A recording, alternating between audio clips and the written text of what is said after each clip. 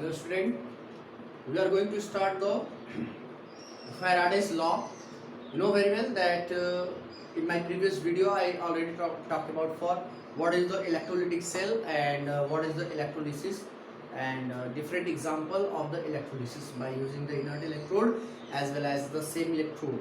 But here we have to talk about the law, that is the Faraday's law, which was just given by the Michael Faraday to explain the process of electrolysis. In 1834, Faraday gave a relationship between the electrical charge or the quantity of charge passed inside the electrolyte solution and the amount of substance dissolved, amount of substance is deposited or liberated at a respective electrode. Clear? So the heading is Faraday's law of electrolysis. It was given by in 1824 by the Faraday. There are two laws under this heading, Faraday's first law and the Faraday's second law. Clear? So we have to consider these two laws of Faraday's one by one. Clear? What is the main aim of the Faraday's first law? In Faraday's first law, he said, or he just give the suggestion that the amount of substance deposited or liberated at any electrode is directly proportional to the quantity of charge is passed inside the solution. Clear? That means the amount of substance which are deposit or liberate, it will be always directly proportional with the quantity of charge. When the value of charge will be decrease, the amount of substance which will deposit, it will also be decreased and so on. Clear? So let's consider what is the definition for the first law of Faraday's first law. The mass of the substance deposited. When mass of substance deposited, why? Because after the electrolysis we get the copper metal at a cathode or anode, so on. So the amount of the substance deposited or liberated at any electrode is directly proportional to the quantity of charge passed. Clear? In shortly or mathematically, we can represent this whole statement in a simple equation. W is directly proportional to Q. Here W is the amount of the substance deposited or liberated and Q is the quantity of charge. This is directly proportional. After removing this proportionality sign, a new constant Z will come. Clear? W is equal to Z into Q. And you know very well that Q is the charge, and here this is the electrochemical quantity, and Q, that is the charge, Q is equal to I into T. So then this equation will change into this.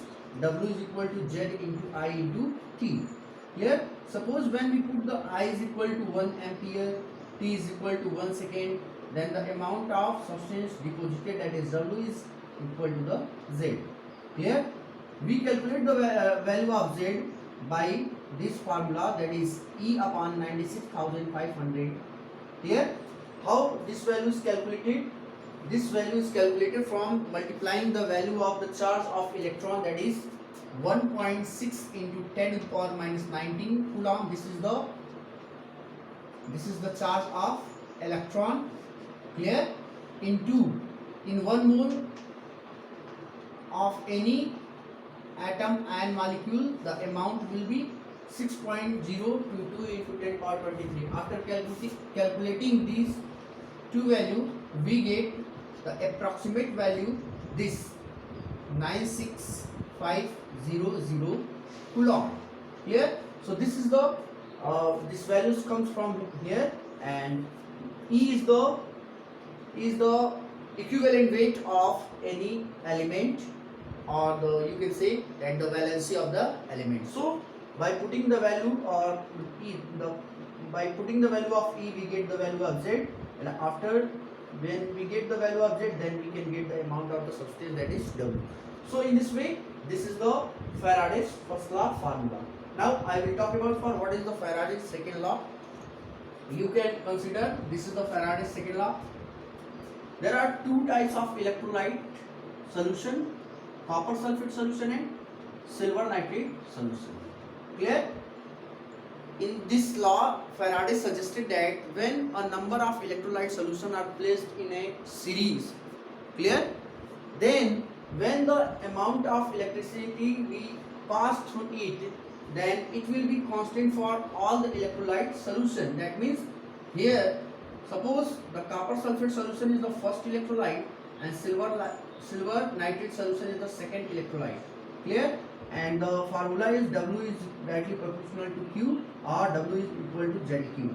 So here W1 is equal to Z1, not Q1, because the quantity of charge will remain the same, because all the electrolytes are present or be in a sequence of series, so the quantity of charge will not be changed.